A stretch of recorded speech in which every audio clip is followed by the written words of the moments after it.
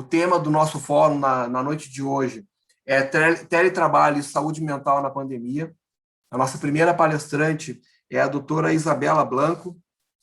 Ela é advogada, formada pela Universidade Federal do Rio de Janeiro e mestre em Direitos Humanos e Teoria do Direito, com enfoque em Direito Sindical e Memória. Atualmente é membro da Comissão de Direitos Humanos e Acesso à Justiça da Comissão de Relações Institucionais da OAB do Rio de Janeiro. Doutora Isabela, muito obrigado pela sua presença. Nós organizamos o tempo aqui de 30 minutos para a senhora fazer a sua explanação. Muito obrigado. Com a palavra.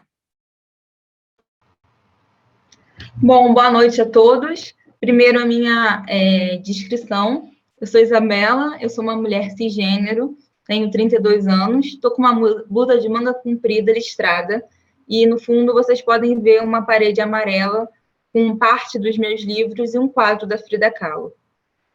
Bom, primeiro eu queria agradecer ao convite, tá aqui entre os funcionários, né, os servidores do Ministério Público, e agradecer a minha apresentação. Inclusive, essa apresentação, ela está atualizada, na verdade, e tem um pouco a ver até com a questão do teletrabalho. Eu sou formada na UFRJ em Direito, fiz mestrado também na UFRJ em Direito Sindical e Memória, trabalhei com reparação e anistia, e nesse momento eu estou em São Paulo. E um dos motivos de eu estar em São Paulo, nesse momento, foi a possibilidade de estar no escritório do qual eu faço parte. Hoje eu sou associada ao Paraíba e César Brito Advogados, e o Paraíba e César Brito Advogados tem no país inteiro, e hoje, mesmo eu tendo quase grande parte da minha formação no Rio, eu estou lotada em São Paulo, fazendo basicamente teletrabalho, e estou na Comissão de Direitos Humanos agora e Acesso à Justiça de São Paulo. Então, e foi uma atualização recente. Bom, para começar a falar, eu acho que a primeira coisa, pelo menos para mim, falar sobre isso, é falar que eu estou nessa situação de teletrabalho, né? É muito estranho quando a gente é objeto do nosso próprio estudo, e eu convido todos vocês a fazerem a reflexão, né? Onde é que vocês estão agora? Se vocês estão em casa, vocês estão sozinhos, vocês estão cuidando dos filhos de vocês, vocês estão num ambiente que favorece, vocês estão olhando para mim na tela, vocês estão olhando para si próprios na tela, e tudo isso é reflexo do que é o teletrabalho, né? Já dizia o poeta John Donne, e eu começo por ele, que nenhum ser humano é uma ilha. E o que significa dizer que nenhum de nós, né, que nós não somos uma ilha? Significa dizer que a vida do ser humano ela é condicionada à sensação de pertencimento.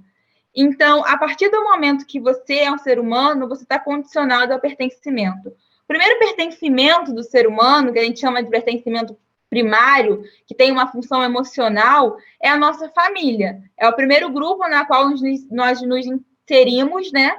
E socializamos e nos vemos naquele espaço.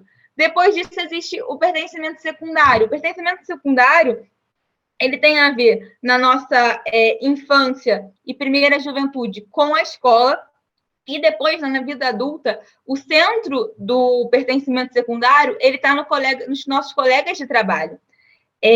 No local de trabalho, a gente não só trabalha, e eu vou falar um pouco também sobre a questão do trabalho em si, mas no local de trabalho a gente socializa, a gente colabora, a gente produz inteligência coletiva. E é esse pertencimento, é essa produção de inteligência coletiva que gera consciência de classe. Então, o primeiro ponto que eu queria trazer sobre o teletrabalho é o quanto do pertencimento o teletrabalho e o trabalho à distância nos gera. O quanto de isolamento uma sociedade fisicamente desperta e tecnologicamente conectada ela vai gerar para a gente. Então, isso é importante porque o pertencimento é o que gera identificação. E hoje a gente vive uma sociedade com um trabalho líquido numa sociedade líquida. Ou seja, a gente não consegue se conectar e se ver pertencente. A tela do Zoom, o computador, o monitor, eles não conseguem fazer, de certa forma, vocês se conectarem comigo, Isabela, para saberem se eu estou bem, se eu estou nervosa, se eu estou feliz. a visão dos meus olhos, a visão do meu tom de pele, eles são muito mudados e mexidos pela tecnologia. Então, essa produção do trabalho, levando em conta que o trabalho, ele não é, o local de trabalho não é local apenas de produção de trabalho, mas um local de socialização e formação da identidade, o teletrabalho, ele retira abruptamente esse espaço de socialização e formação da identidade. E isso é muito grave. Por que isso é muito grave? Porque é a socialização e a formação da identidade que vai criar laços coletivos que, em última instância, vai gerar direitos trabalhistas e direitos do trabalhador.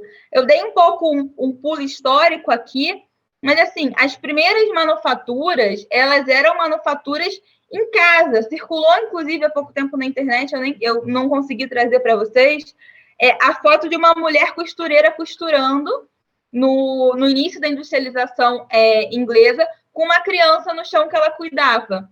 E a gente avançou desse trabalho solitário para as primeiras manufaturas. E a partir das primeiras manufaturas, em que as pessoas trabalhavam juntas num local, foi que se criou os laços coletivos e que se criou dali a identificação. Então, uma mulher que trabalhava e tinha que levar o filho, e um filho que corria pelo chão, eram algumas crianças que estavam ali naquele espaço. Eram algumas mulheres que viviam ali naquele espaço as questões do aleitamento, por exemplo, ou as questões do pós-parto. Então, esses laços coletivos, em última instância, a partir do movimento dos trabalhadores, a partir do movimento de luta dos trabalhadores, é o que gerou os direitos trabalhistas coletivos, em última instância. Então, o teletrabalho nos tira isso, e aí já existe um setor da organização sindical, que seria como uma CSP com lutas na Espanha, na Catalunha, né, para dizer que há uma preocupação muito grande de como avançar em direitos trabalhistas sindicais se é negado aos trabalhadores a oportunidade, inclusive, de se conectar e se encontrar para saber quais são os seus problemas de forma coletiva, porque eles não se veem um no outro. E aí eu volto um pouco na questão da alienação que o Marx traz. O Marx, lá atrás, quando ele vai falar de trabalho, ele vai falar que o trabalho é uma dimensão fundamental da vida humana. O trabalho é um meio no qual o homem cria o seu redor, o seu espaço, e cria a si mesmo. Lukács vai dizer que o trabalho faz o homem dar um salto da simples existência orgânica para a sociabilidade. E o teletrabalho vem de um dia para o outro e acaba com isso. Acaba com a sociabilidade. Acaba com a formação social. Então, se lá nos primórdios da análise do capital, Marx vai dizer que o capitalismo ele tira a natureza proveitosa e orgânica do trabalho, ele tira a natureza do trabalho, enquanto a forma em que você transforma a natureza, em que você transforma a si mesmo, em que você cria o meio, cria a si mesmo, através da alienação, o Marx vai dizer que existe a alienação do trabalho, é você deixar de entender o que você está fazendo, por exemplo, é deixar de entender o seu processo. E um dos pontos da alienação do trabalho, aqui eu não vou falar sobre todos, mas um deles é a alienação do outro homem. Ou seja, a partir do momento que você não reconhece o seu trabalho, que você não reconhece enquanto trabalhador, você também não reconhece no seu colega, você não reconhece no outro também alguém que transforma a natureza de forma consciente, que cria realidade. E essa alienação do trabalho é o que faz no capitalismo o trabalho ser o que Marx também vai falar que é a escravidão assalariada. Só que, apesar disso, apesar da gente já vir de um trabalho que era alienado, porque no capital o trabalho é alienado, é a escravidão assalariada, a gente tem muita dificuldade nessa identificação social e na desalienação do trabalho. Mesmo alienado, o trabalho na nossa sociedade, ele é combustível de dinâmica social, ele gera movimento, ele gera dinâmica social, e dinâmica social gera impacto em direitos. Direitos, eles não surgem do nada, ou da vontade do legislador, ou da teoria pura e simples. Direitos, especialmente direitos humanos, direitos trabalhistas são direitos humanos, eles surgem dos choques de realidade e da luta dos trabalhadores e populações oprimidas ou marginalizadas. Ou seja, a partir do momento em que você tem um regime de trabalho que isola as pessoas, que atomiza as pessoas, coloca as pessoas sozinhas em casa com uma tela, você cria essa formação você acaba com essa formação de identidade, você acaba com essa formação de subconsciente coletivo, e isso acaba com os choques, acaba com a sensação de identidade, de empatia, e isso acaba com um motor que é combustível, não só das lutas, como em última instância dos direitos. Então, por exemplo, o professor Ricardo Antunes, que é hoje um dos principais pesquisadores no campo da relação dos trabalhos, ele vai dizer que o teletrabalho, em última instância, é inclusive um laboratório para a uberização, e que a uberização seria o que a gente chama de processo em que se tem menos direitos. A uberização seria o que a gente chama de um serviço por demanda. Você tem uma demanda, que é entregar uma comida em algum lugar, você cumpre a demanda, você não tem vínculo com ninguém, você não tem espaço coletivo, você não tem nada, você trabalha por demanda. E o teletrabalho, ele seria um laboratório para esse tipo de trabalho, que é o trabalho uberizado, que é o trabalho da indústria 4.0, porque para o capitalismo tudo é gasto. Então, o quanto ele puder repassar de gasto para você, ele vai repassar. Então, assim, dito isso, eu queria separar para fazer algumas observações. Primeiro, em relação ao teletrabalho, a gente, por favor, refletir, e eu agradeço vocês me darem a oportunidade de estar fazendo isso aqui, porque, assim, nós estávamos discutindo o teletrabalho, o que era o teletrabalho, como seria o teletrabalho, se ele era ou não uma sala para uberização, se ele era não positivo ou não para a nossa saúde, ou para os direitos dos trabalhadores. E, de repente, com a pandemia e o advento, né, dessa crise sanitária mundial, que, obviamente, se agudiza muito pelos governantes, e aí o Brasil, num exemplo aí de como, do pior que há, infelizmente, a gente teve um teletrabalho abrupto, de um dia para o outro. A gente parou a discussão sobre é bom, é ruim, ajuda, não ajuda, qual é o melhor regime, para ter que ir para um teletrabalho forçado.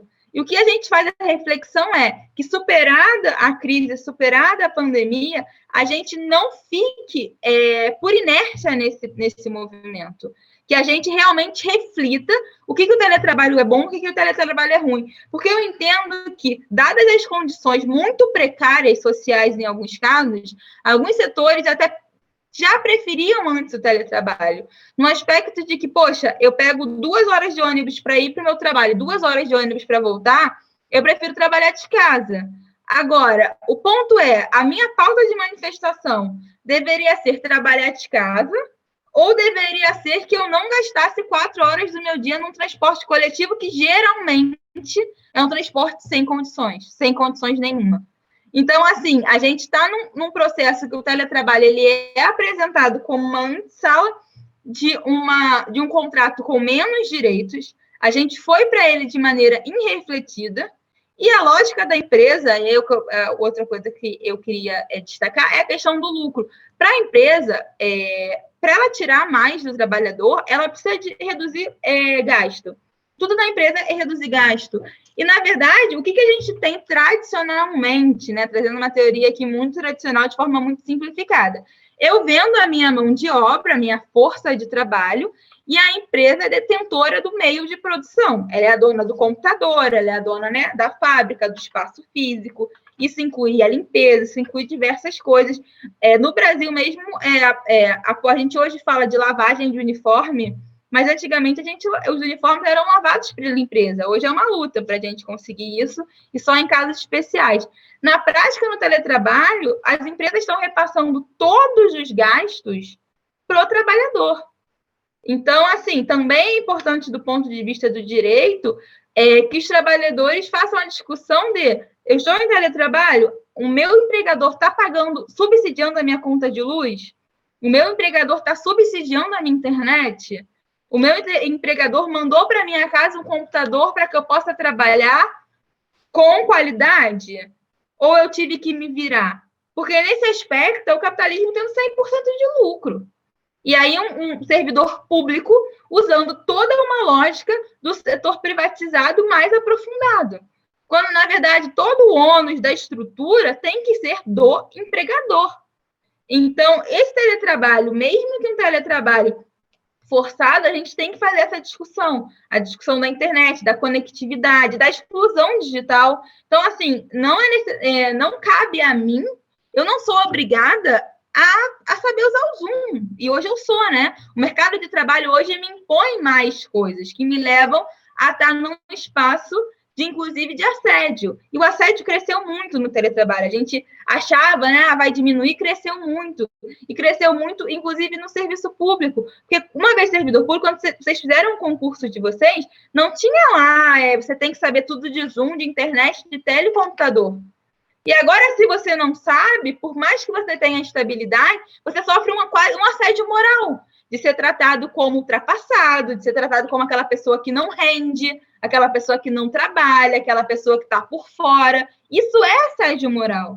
Quando, assim, ao trabalhador ele é imposto um treinamento que ele nunca teve, porque ninguém ensinou para a gente como usar as ferramentas tecnológicas, é imposto um gasto que deveria ser do empregador, que tem a ver com o subsídio do espaço, a mesa, a cadeira, retira direitos. Então, por exemplo, a questão da ergonomia é muito importante, é absolutamente necessário que a cadeira que você trabalha seja uma cadeira que tenha qualidade, é absolutamente necessário que as telas tenham protetores para a vista, que você tenha uma altura ideal entre o seu rosto e o laptop.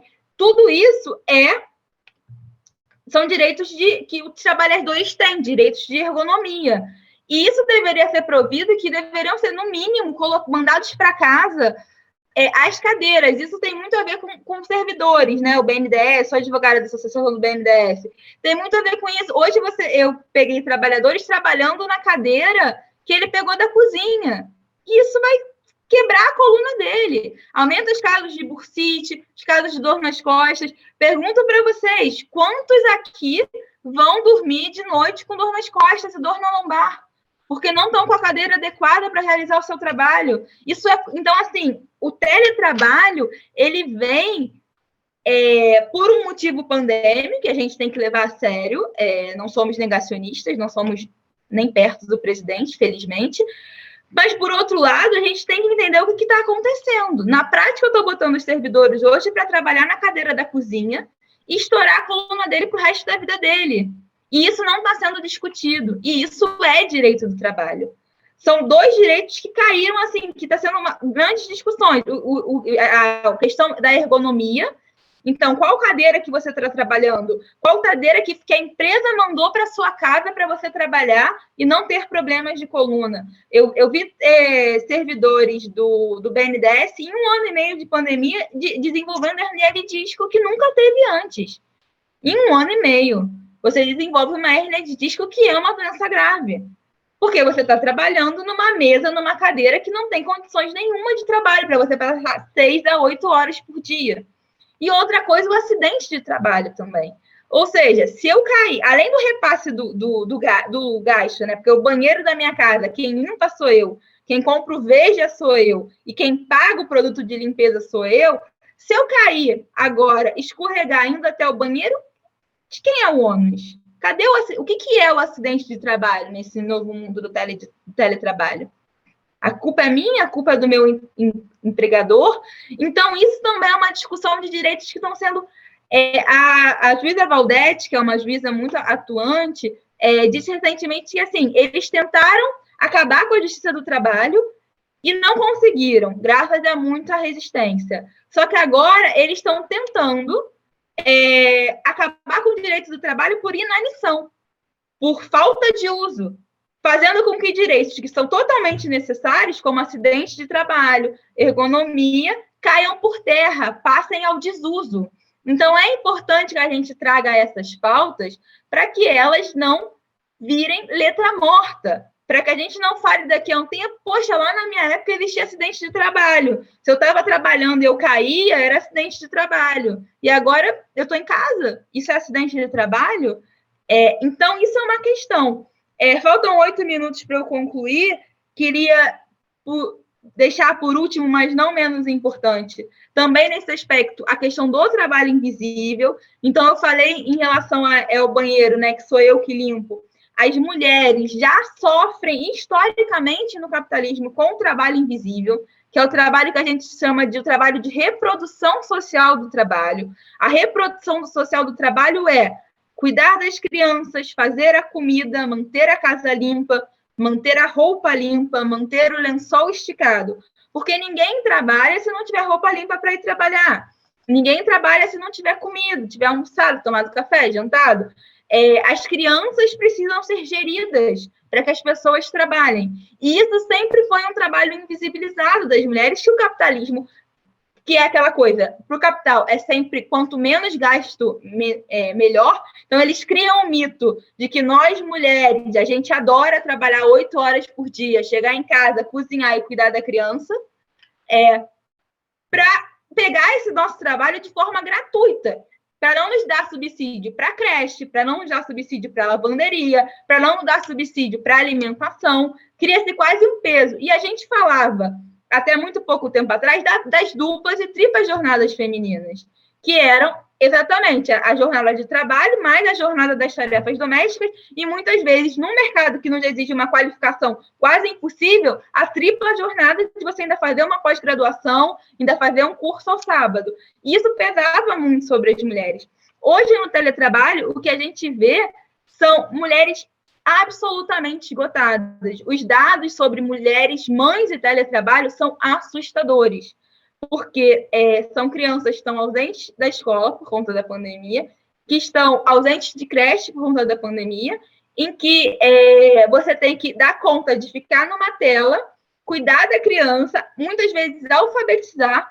Então, assim, há um dado hoje de mulheres incrivelmente deprimidas, com graus de ansiedade enormes, porque na prática não foi a nossa casa que foi para o trabalho, foi o trabalho que veio para a nossa casa, numa situação de zero suporte. Então, se antes a gente não tinha rede, agora a gente tem menos rede ainda, e sendo cobrada uma produtividade ainda muito maior. Então, o trabalho invisível, ele aumentou muito na situação da pandemia. Eu acho que também é uma pauta importante para o debate. As mulheres que amamentam, as mulheres que são mães, as mulheres que estão tendo que acompanhar o trabalho, a escola remota dos filhos, às vezes casas em que você tem que estar conectado, seu marido tem que estar conectado, seu filho tem que estar conectado, e a internet tem que ser de banda larga, porque se você cair na reunião do trabalho, é você que caiu, é você que não quer nada com a vida. Então, assim, a gente está gerando uma geração em 1 ano e meio de pandemia. Há pesquisas também, depois eu posso passar, eu fui convidada, né, pela Associação do Rio, eu vou passar, né, os textos que eu me referenciei para fazer essa fala, e as pesquisas, mas assim, as pesquisas em relação às mulheres são gravíssimas. Então, assim, há um processo de exaustão feminino, especialmente das mulheres mães com crianças pequenas, porque pelo menos na dupla jornada, você no espaço do trabalho, você ainda sabia que seu filho estava na escola, e você não estava tendo que cuidar ao mesmo tempo que você trabalha. Então, isso é uma questão. E gera a última referência que eu trago, que é o aprofundamento da sociedade do cansaço, né? Existe um filósofo, Byung-Chul Han, que está fazendo sucesso agora, que há 10 anos atrás ele escreveu um livro, Sociedade do Cansaço. Então, uma sociedade que estamos permanentemente cansados e permanentemente nos sentindo menos produtivos, porque a gente se sente menos produtivo. E ele fez uma revisão desse livro agora no período da pandemia, e ele fala como o teletrabalho seria, assim, a cereja do bolo da sociedade do cansaço. Uma sociedade que você está sempre numa tela, você está sempre se vendo, então você está sempre ali olhando para o seu próprio rosto, porém sem ter contato interpessoal com as outras pessoas. Uma sociedade em que você não tem limites, só que isso significa que você não sabe mais o limite do seu lazer, do seu trabalho. A tela cria movimentos neurológicos diferenciados. Então, o tempo que você demora para desconectar é muito maior. Então, por exemplo, quando eu estou no meu trabalho presencial e eu saio, o tempo que eu demoro para desconectar é maior do que agora, quando eu terminar aqui com vocês hoje e desligar o computador, que a tela causa muita excitação. Eu, por exemplo, vou terminar aqui hoje e ainda vou fechar e responder e-mail. O que, assim, não é normal. Se eu estivesse numa rotina normal, eu ia sair do escritório, ia para o evento de vocês, depois eu ia para minha casa.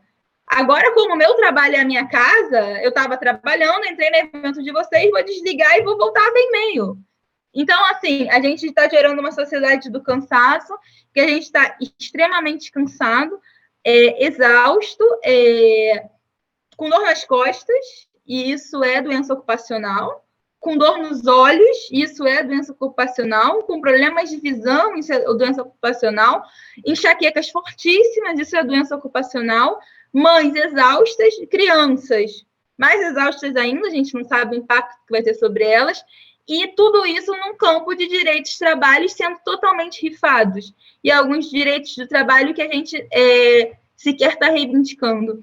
Então, eu acho muito importante discutir esse tema, me sinto privilegiada, divido com vocês grande parte das angústias, porque também faço teletrabalho, e que o fórum consiga, em última instância, encaminhar não só a reflexão do que é o teletrabalho, para quando a gente voltar, eu acredito que a gente vai conseguir voltar à normalidade com auxílio não só da luta para derrubar, né, os presidentes genocidas, mas também da ciência, voltar à normalidade, a gente reflita qual é o melhor regime de trabalho e não seja empurrado goela abaixo o teletrabalho, como já foi, já passou, mas que possa se fazer a reflexão.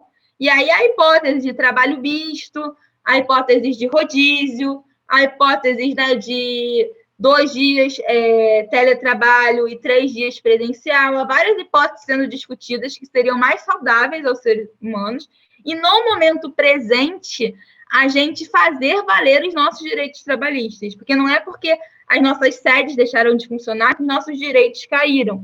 Então, especialmente no caso de vocês, o direito à saúde mental, mas também à ergonomia, e que isso não vire um flagelo de uma geração que trabalhou na cadeira errada, os direitos econômicos, porque o seu salário ele não está aí para pagar conta de luz, conta de água, internet da entidade, isso tem que ser pago pela entidade, e os direitos relacionados a acidente de trabalho e local de trabalho. Então, sempre pensar, o meu salário paga o serviço que eu presto, a estrutura não é paga, e que a gente ter vindo para casa para se proteger não gere, na prática, que os trabalhadores fiquem com todo o ônus do trabalho e ainda o fato de ter que estar conectado 24 horas. É isso, agradeço. Vou mandar, posso mandar aqui no chat alguns textos a qual eu citei, alguns links, tem inclusive um texto meu, que é a perigosa naturalização do teletrabalho, que eu estou escrevendo na continuação agora, e vou mandar também para a Associação do Rio, que foi quem me fez o convite, e deixar meu abraço, meu muito obrigada, é uma discussão que eu gosto muito de fazer, e um abraço aí especial às mulheres e as mulheres mães que são, infelizmente, ponta de lança nos péssimos exemplos do que essa pandemia, do que o teletrabalho forçado e não humanizado está gerando, porque também era possível que a gente tivesse um teletrabalho humanizado, que nos desse rede, que nos desse suporte, que nos desse menos horas para as mulheres lactantes, que avaliasse em cada caso a família, se tem crianças pequenas, se não tem, que nos levasse ergonomia, então que cedesse laptops, mesas, todo o aparelhamento técnico para eu montar um pequeno escritório na minha casa, o que na prática ficou para os ricos, né? Os ricos montaram escritórios nas suas casas e os não ricos estão trabalhando na mesa da cozinha, estão trabalhando com a criança correndo, e isso tudo não pode ser assim. Não deve, não pode. É isso, gente. Obrigado, boa noite. Isabela, muito obrigado pela sua palestra. A nossa próxima palestrante é Ana Magnólia Bezerra Mendes. Ela é professora do Departamento de Psicologia Social e do Trabalho e do Programa de Pós-Graduação em Psicologia Social do Trabalho e das organizações da Universidade de Brasília. Ela é coordenadora do Núcleo Trabalho, Psicanálise e Crítica Social da UNB e líder do grupo de pesquisa do CNPq.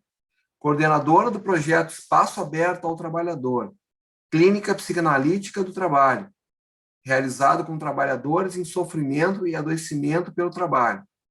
Pós-doutorado em Psicopatologia Clínica na Universidade de Nice, estágio sênior Freud Lacanian Institute, em parceria também com a Escola de Artes Visuais de Nova York, é isso?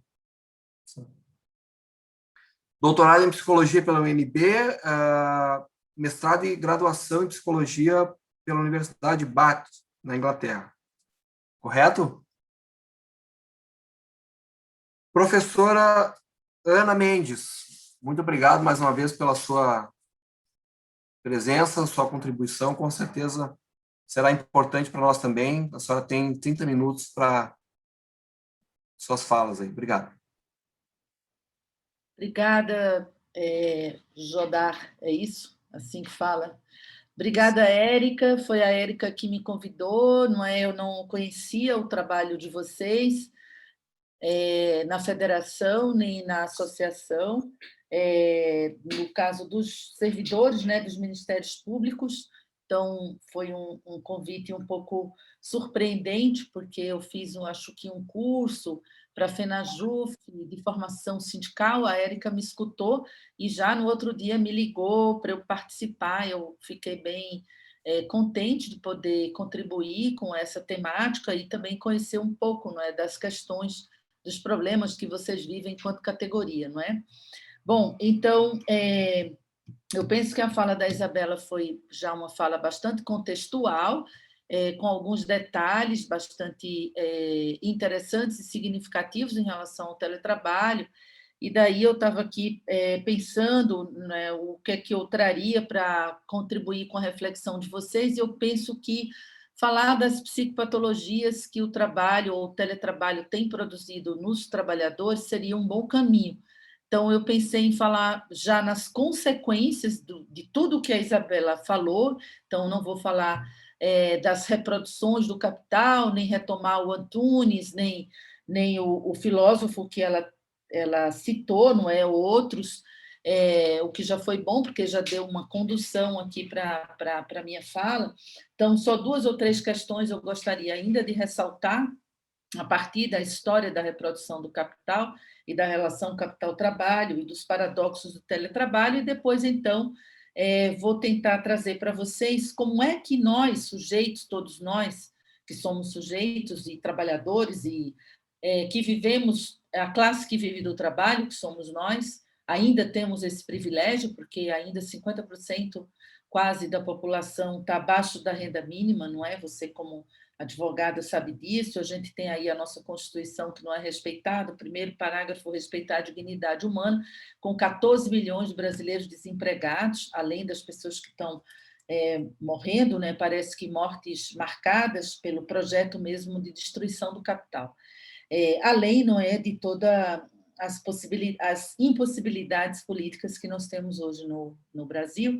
Inclusive, quando a Isabela falava, e eu também ouvi a abertura do colega da Construção Civil, uma categoria também que eu já fiz pesquisa, e eu estava discutindo no meu grupo de pesquisa, isso já não tem mais a ver com o que eu ia falar, mas eu estava discutindo no meu grupo de pesquisa sobre psicanálise e trabalho, e a gente estava discutindo a questão da perversão, estudando a teoria da perversão e a perversão dos modelos de gestão, a perversão do próprio modelo capitalista neoliberal, que é um pouco sobre essa perversão que eu quero falar, e alguém perguntou para um psicanalista que falou isso publicamente, eu estou aqui só reproduzindo, mas então, o nosso não, porque eu não considero essa pessoa que está aí meu presidente, mas a pessoa que está hoje no governo do Brasil, ele é perverso ou não? E o analista respondeu: canalhas não são analisáveis.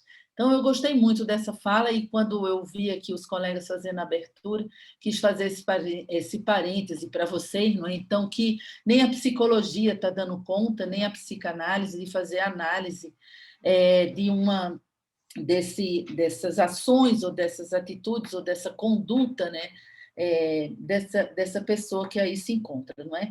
Bom, então, dito isso, porque não era isso, mas é para dizer isso porque me ocorreu, né? Então, queria fazer essa marcação. Eu pensei, então, em tratar dessas patologias. Antes, eu vou fazer um comentário já sobre os eufemismos e os discursos.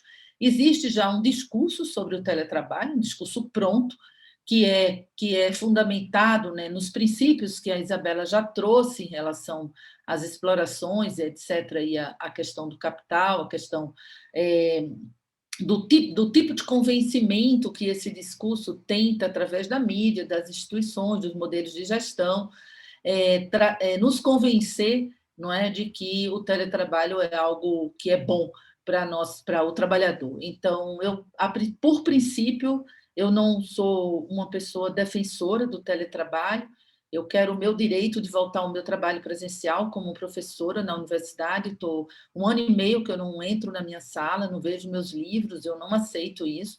Então, também queria fazer essa marcação. Gosto muito de falar para o movimento sindical, porque eu marco bem, com muita tranquilidade, de forma bem confortável, a minha posição política, né, em relação a essas questões.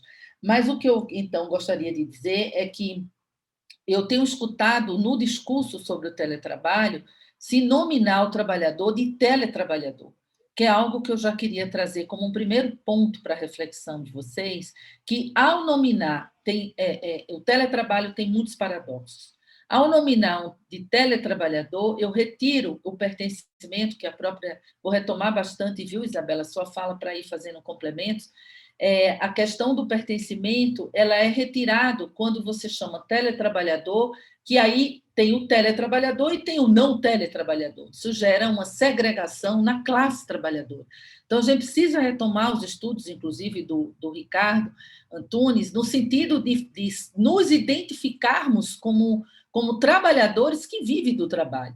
Porque essa segregação ela já é extremamente perniciosa para o movimento sindical, para o movimento político. Então, são os eufemismos que o capital usa, como colaborador, aqui é uma família, vamos vestir a camisa, etc.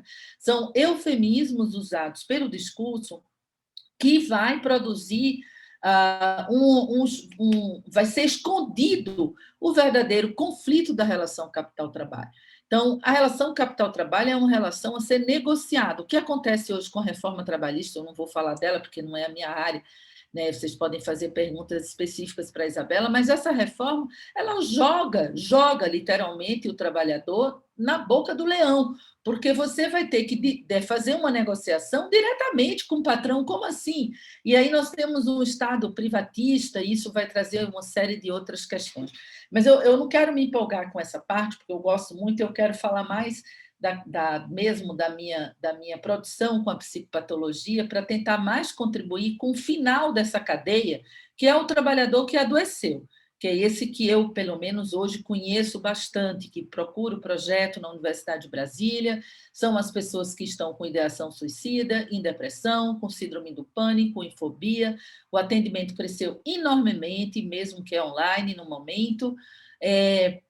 São muitos os trabalhadores de empresas públicas, de instituições, pessoas desempregadas, que esse número, né, de 14 milhões ele é absolutamente assustador dentro desse projeto, né, de destruição política e econômica do país e também do próprio capital no planeta Terra, enfim. E aí o que se passa é que como que nós que somos sujeitos, nós que somos trabalhadores, somos convencidos por esse discurso? Como é que nós acreditamos nesse discurso? Como é que o movimento sindical, às vezes, é tão capturado, vou usar essa palavra, mas é uma palavra que eu vou usar a partir de agora, um conceito, por que a nossa subjetividade é colonizada por esses cantos de sereia, por essas promessas, por esses discursos falaciosos.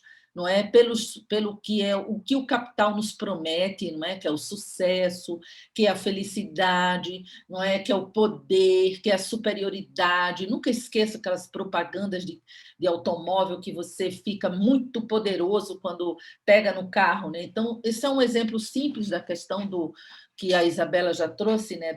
Das contradições da mais-valia, enfim, da relação do capital. Então, o capitalismo ele é perverso, ele tem paradoxos, e o que é que a gente, nós trabalhadores, temos que ficar atentos é que essa relação ela é sempre de contradição, de conflito, é uma luta de força, sempre foi. E o que é que o modelo, né, liberal, moderno, do sujeito moderno, da modernidade, depois que o capitalismo virou capitalismo financeiro e neoliberal, tem feito, tem forjado um sujeito, tem nos jogado num lugar de sujeito, sujeito liberal ou sujeito, enfim, de algumas patologias que eu vou tratar aqui, mas tem nos colocado numa posição de muita subalternidade, de muita submissão, de muita servidão voluntária, de muita passividade. Em nome de quê? Né? Então, um livro legal para a gente também fazer essa discussão é o livro da Servidão Voluntária, que vai tratar a questão da segurança, do poder, do status como sendo em nome disso. Mas eu ainda quero aprofundar mais um pouquinho. Por que que nós ficamos tão, digamos assim, subjugados ou colonizados por esse modelo, por esse sistema de produção capitalista?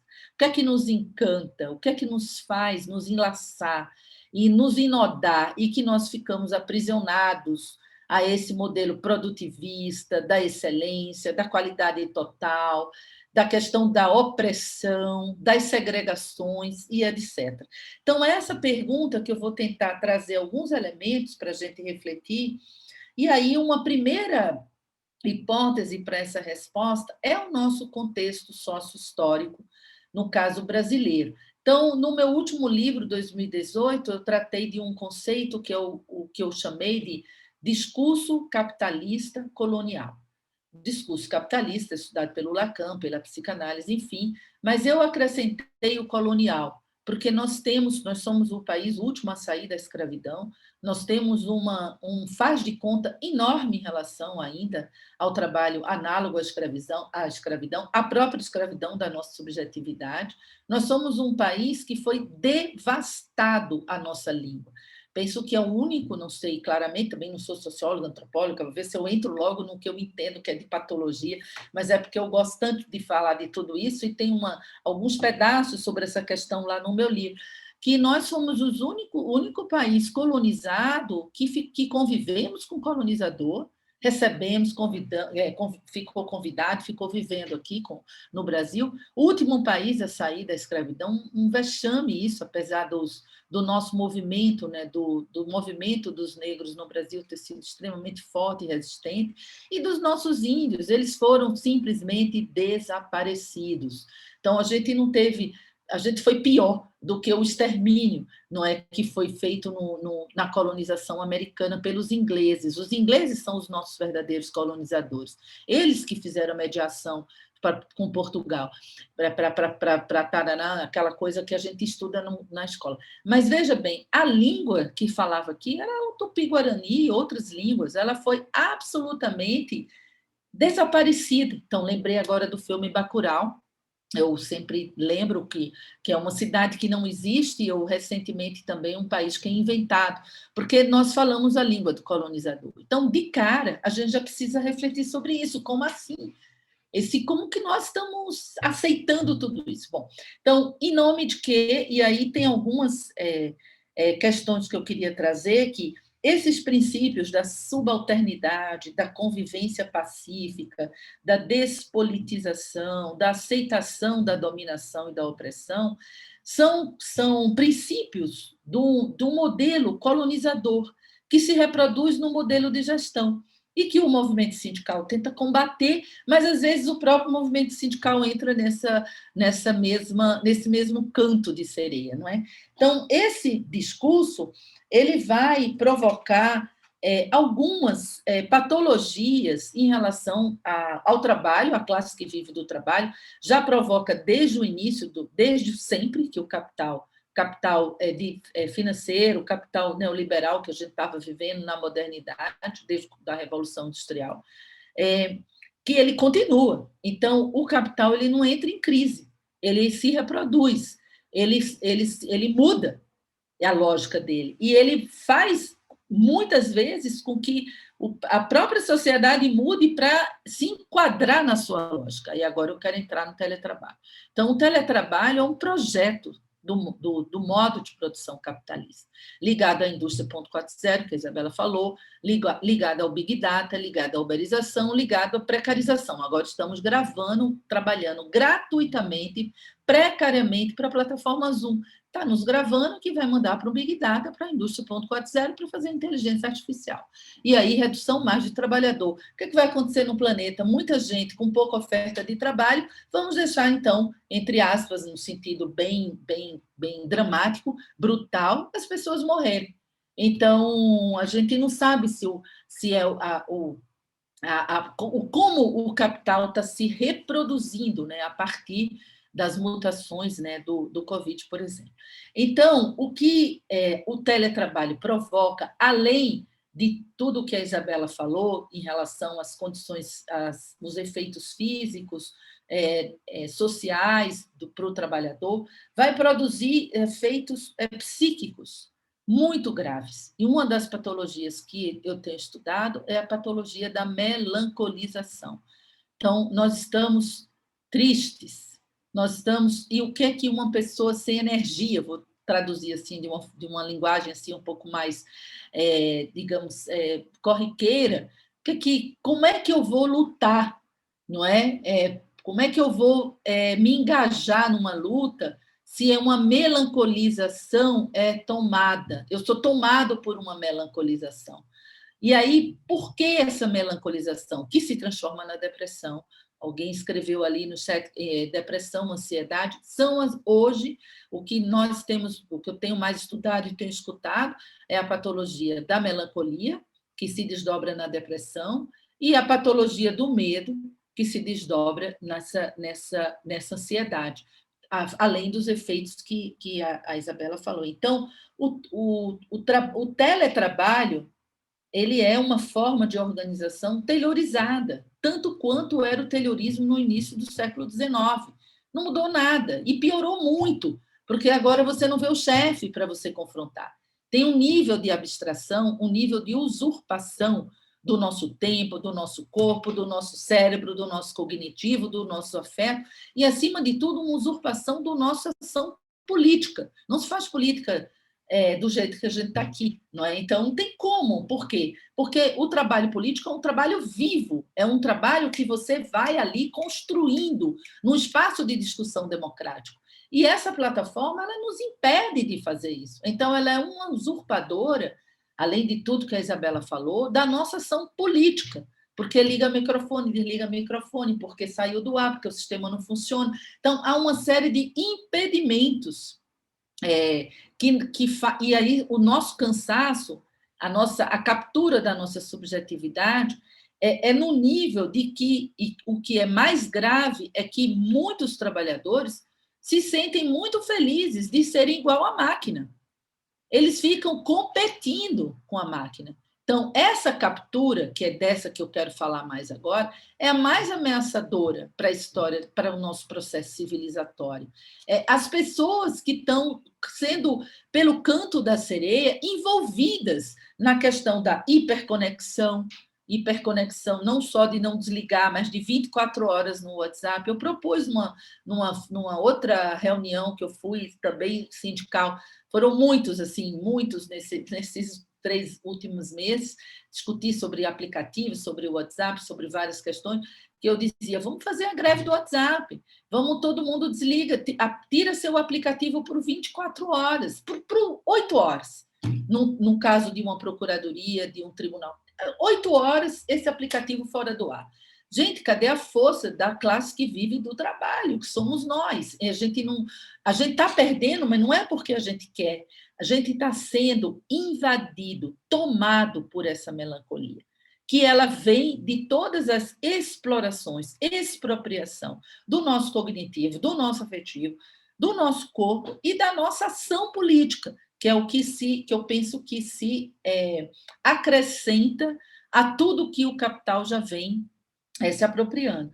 Então, por exemplo, a questão da superficialidade, a hiperconexão gera uma superficialidade, um empobrecimento da criatividade, da inventividade, a questão da confiança, que a gente não tem mais a convivência, e confiança é construída na convivência, e, acima de tudo, o impedimento de elaborar, de refletir, de discutir, de transformar. Porque esse, para mim, no momento, é um impedimento a mais em todos os outros, que já acontecia no modelo presencial, no sistema de produção capitalista neoliberal. Esse sujeito moderno, nós já estávamos vivendo tudo o que a gente vive hoje, e agora de uma forma mais alarmante. Não é? E o mais alarmante é colegas defendendo, por exemplo, veiculando um discurso capitalista colonial, ou tentando colonizar os outros colegas, porque ele já está absolutamente com a sua subjetividade colonizada, no sentido de achar que aquele discurso dominante ou a ideologia, então a gente está carente de utopia, não é? E está sendo contaminado e massacrado pelas ideologias dominantes e por esse discurso, não é, capitalista colonial. Então, o canto que eu quero agora reforçar, não me lembro mais por que foi que a Érica me convidou, porque cada vez que eu apresento eu falo outra coisa, eu nunca falo a mesma coisa, então não sei o que foi, mas ela pode dizer, professora, foi aquela parte, e eu posso aqui dizer depois para vocês, mas o canto da sereia é exatamente, a sereia não canta, né, gente? Ela grune. Então, a gente pensa que ela canta, porque o grunhido dela é tão belo, é tão encantador. Esse é o grunhido do capital. Então, o capital faz um grunhido para nós, uma promessa, e nós entramos, porque nós somos, como diz o Freud, o perverso polimorfo, mas não era isso que eu ia falar, que a gente é narcisista. Então, nós, seres humanos, temos muita dificuldade em encarar a nossa finitude, as nossas falhas, as nossas limitações da condição humana. Nós somos fusquinha sendo exigido para ser Ferrari. O nosso corpo é falho, a gente não sabe, a gente precisa do outro. Nós somos seres dependentes. Se ninguém cuidar da gente quando a gente nasce, o bebezinho, ele morre. Então, ele não sai andando como os animais quando nasce. Né? Enfim, não conheço, assim, nunca vi, mas sei lá, alguém pode lembrar aqui. Então, nós somos seres dependentes do outro, socialmente dependentes do cuidado do outro, e nós somos seres mortais e falíveis. Mas isso é algo angustiante. É angustiante também os conflitos na relação com os outros, na falta de controle do que pode acontecer, angústia diante das incertezas, todas essas angústias ou esses sofrimentos, eles são excluídos do espaço de trabalho. E agora nós temos uma psicologia da felicidade positiva, essa coisa coaching, você pode... Esse é o sujeito liberal, que o liberalismo já está nos trazendo isso desde a década de 30. Olha, você é o empreendedor, você é o autogestor, se alguma coisa der errado, a culpa é sua, é você que é fraco, é você que é irresponsável. Quem quer ser fraco? Ninguém. O que é que a gente faz? Cola no discurso.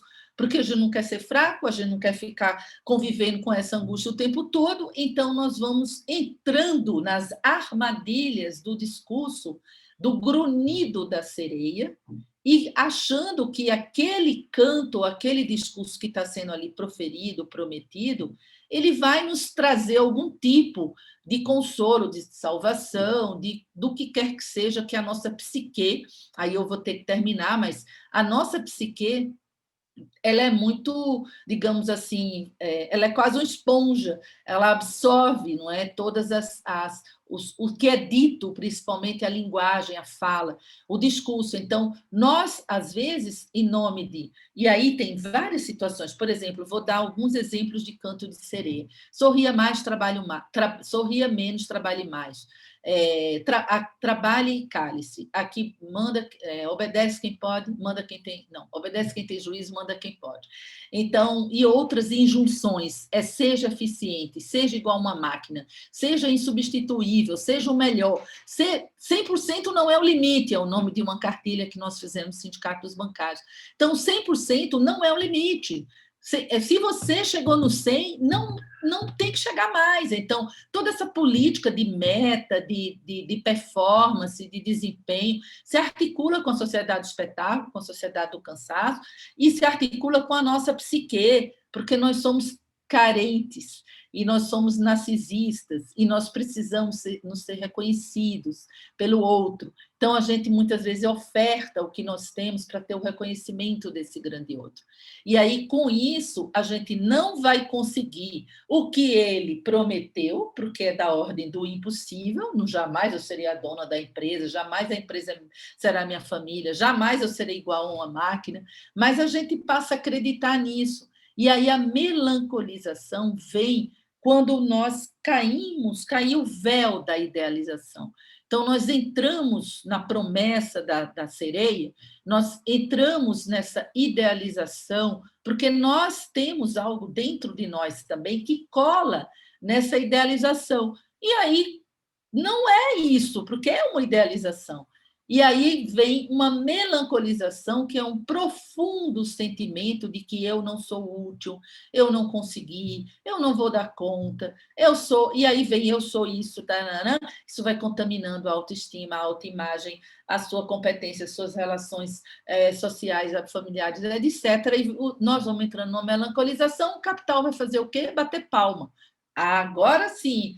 monte de sujeito melancólico, completamente paralisado, anestesiado, tomado por esses discursos, essas armadilhas, e ninguém vai lutar, entrar num embate, né, para revelar a contradição da relação capital-trabalho. Então, só para finalizar, os pescadores, que o único grupo de pescador que fez assim um desvio do canto da sereia, que é o Orestes, tem a mitologia, ele falou, tem um negócio estranho ali, porque começou a desaparecer barco de pescador que iam atrás desse canto da sereia. E eles desapareciam. Então, essa é uma metáfora que nós usamos muito, é o desaparecimento do sujeito. E quando um sujeito desaparece sua ação política, desaparece sua existência ético-política, desaparece a sua possibilidade de transformação, de agir, não é, de existir. E o Orestes foi o único que pensou, gente, aquilo tem um negócio estranho ali. Eu espero que vocês, vocês todos que estão aqui, das federações, da associação, todos os delegados sindicais, sejam Orestes. Então, vou deixar essa mensagem final, que vejam, está estranho aquele negócio ali, essa conversa está esquisita, vamos lá. Então, o Orestes coloca os tampões no ouvido dele e dos pescadores no barco, e com esse ensurdecimento do grunhido e das vozes desse canto da sereia, que seria esse discurso capitalista colonial, que é um discurso que pode ser proferido por qualquer um, ele consegue desviar aquelas vozes, aquele som, e aí eles conseguem, então, sobreviver. Eles não desaparecem, o barco dele, como sujeitos, porque eles se ensurdeceram das vozes, que lá no meu livro eu falo das vozes do super-eu, que é um super-eu, é interno e é externo, é social e é político, a gente tem vários tipos de super-eu, ensurdecer das vozes para poder, de fato, falar. Nós só falamos quando a gente para de escutar as demandas e o que o outro está dizendo, o que nós devemos falar, o que nós devemos fazer, ou o que é melhor para nós, como os colonizadores chegaram aqui e disseram, não, nós somos superiores, nós temos a solução, o progresso e a civilização para vocês, galera, é isso aí. E isso foi pelos nossos índios aceitos da pior maneira possível, porque não foi pela servidão voluntária que eu estou trazendo aqui, não é pelo processo da escravidão que nós também tivemos forte aqui no Brasil, não é por essa captura da subjetividade, mas foi porque eles foram exterminados antes de tomar qualquer atitude. Não é? E a parte que sobrou foi catequizado, não é? Colonizado, absolutamente, inclusive sendo usurpado o direito de falar a sua própria língua. Né? Então, nós temos que criar as possibilidades, as singularidades de falar a nossa língua. Não é? E eu acho que o movimento sindical está precisando, no momento, dar uma sacudida, na minha opinião. Estou um ano...